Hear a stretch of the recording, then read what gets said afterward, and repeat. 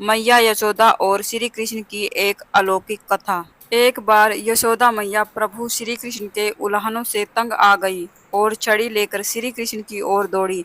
जब प्रभु ने अपनी मैया को क्रोध में देखा तो वह अपना बचाव करने के लिए भागने लगे। भागते भागते श्री कृष्ण एक कुम्हार के पास पहुंचे। कुम्हार तो अपने मिट्टी के घड़े बनाने में व्यस्त था, लेकिन जैसे ही कुम्हार ने श्री कृष्ण को देखा तो वह बहुत प्रसन्न हुआ। कुम्हार जानता था कि श्री कृष्ण साक्षात परमेश्वर हैं। तब प्रभु ने कुम्हार से कहा कि कुम्हार जी, आज मेरी मैया मुझ पर बहुत क्रोधित हैं। मैया छड़ी लेकर मेरे पीछे आ रही हैं। भैया मुझे कहीं छुपा लो। तब कुम्हार ने श्री कृष्ण को एक बड़े से मटके के नीचे छिपा दिया। कुछ ही क्षणों में मैया यशोदा भी वहां आ गई और कुम्हार से पूछने लगी, क्यों रे कुम्हार, तूने मेरे कन्हैया को कहीं देखा है क्या? कुम्हार ने कहा, नहीं मैया, मैंने कन्हैया को नहीं देखा। श्री कृष्ण ये सब बातें बड़े से घड़े के नीचे छुपकर सुन रहे थे। मैया तो वहां से चली गई। अब प्रभु श्री कृष्ण कुम्हार से कहते हैं, कुम्हार जी, यदि मैया चली गई हो तो मुझे इस घड़े से बाहर निकालो। कुम्हार बोला, ऐसे नहीं प्रभु जी, पहले मुझे 84 लाख योनियों के बंधन से मुक्त कराने का वचन दो। भगवान मुस्कुराए और कहा, ठीक है, मैं तुम्हें 84 लाख योनियों से मुक्त करने का वचन देता हूँ। अब तो मुझे बाहर निकाल दो। कुम्हार कहने लगा, मुझे अकेले नहीं प्रभु जी, मेरे पूरे परिवार के सभी लोगों को 84 लाख योनियों के बंधन से मुक्त करने का वचन दो, तो मैं आपको इस घड़े से बाहर निकालूंगा। प्रभु जी कहते हैं, चलो ठीक है, उनको भी मैं 84 लाख योनियों के बंधन से मुक्त होने का वचन देता हूँ। अब तो मुझे इस घड़े से बाहर निकाल दो। अब कुम्हार कहता है, बस प्रभु जी, एक विनती और है, उसे भी पूरा करने का वचन दे दो, तो मैं आपको घड़े से बाहर निकाल दूंगा। भगवान बोले, वो भी बता दे, क्या कहना चाहते हो? कुम्हार कहने लगा, प्रभु जी, जिस घड़े के नीचे आप छुपे हो उसकी मिट्टी मेरे बैलों के ऊपर लाद के लाई गई है।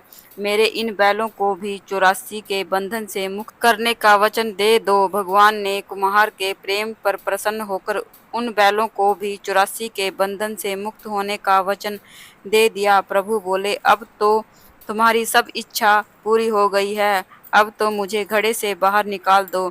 तब कुम्हार कहता है, अभी नहीं भगवान, बस एक अंतिम इच्छा और है, उसे भी पूरा कर दीजिए। और वो ये है, जो भी प्राणी हम दोनों के बीच इस संवाद को सुनेगा उसे भी आप 84 लाख योनियों के बंधन से मुक्त करोगे।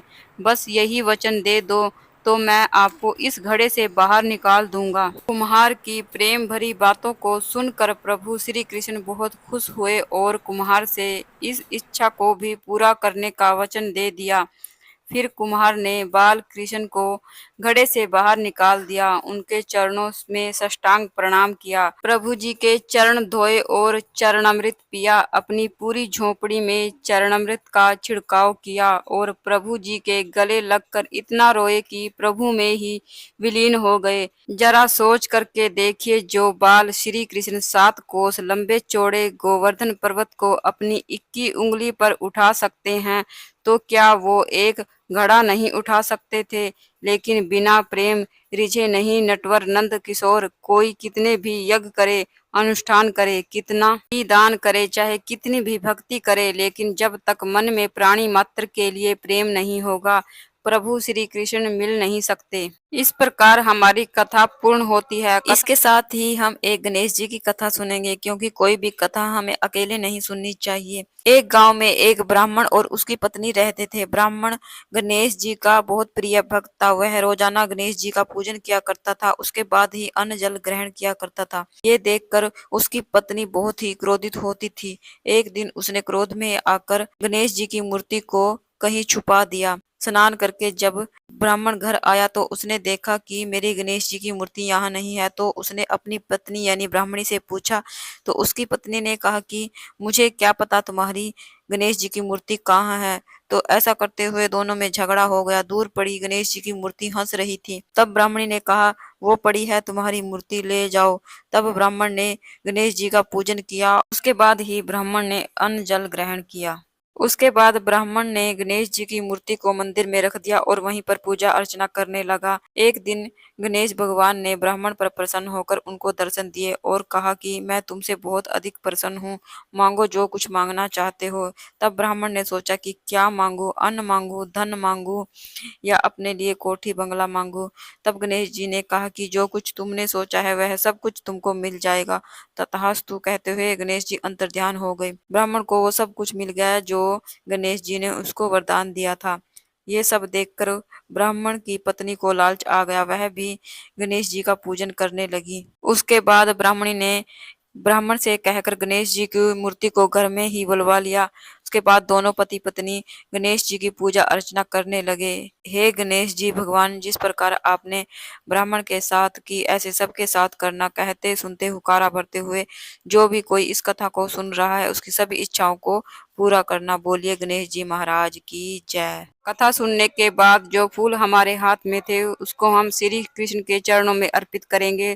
थोड़े से फूल हम जल के लोटे में डाल देंगे और जो जल का लोटा है उसको हम सूर्य देव को अर्घ देंगे। इस तरह से हमारी कथा और पूजा पूर्ण होती है। एक बार प्रेम से बोलिए जय श्री कृष्णा, राधे राधे। अगर आपको ये रोचक कथा पसंद आई हो तो ऐसी ही और रोचक कथाएं सुनने के लिए मेरे चैनल को सब्सक्राइब